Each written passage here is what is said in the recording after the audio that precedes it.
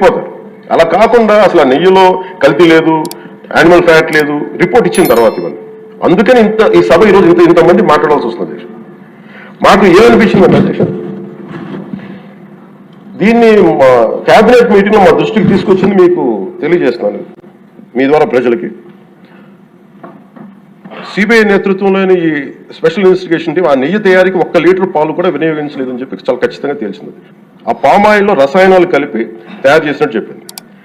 ఆ ఇతర రసాయనాలు ఏ మూలకాల నుంచి తయారయ్యాయో నిర్ధారణ చేసే సాంకేతికత, దానికై సంబంధించిన టెక్నాలజీ ఆ పర్టికులర్ మా వద్ద లేదనేది ఆ సిట్ తేల్చేసింది.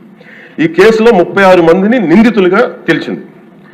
శ్రీవారి ప్రసాదాన్ని అపవిత్రం చేసేందుకు ఒక ప్రణాళిక, ఒక ప్లాన్ ప్రకారం కుట్ర జరిగిందన్నట్టు సిట్ తెలియజేసింది.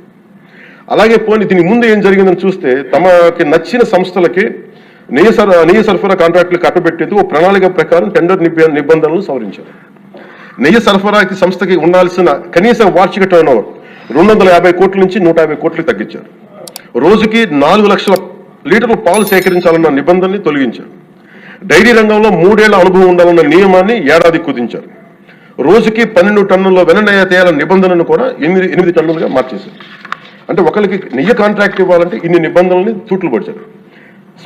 అది చేసిన తర్వాత మళ్ళీ సవరణ అనంతరం వీళ్ళు ఎంపిక చేసిన సంస్థలు 20-23 మధ్య నెయ్యి సరఫరా చేశాయి.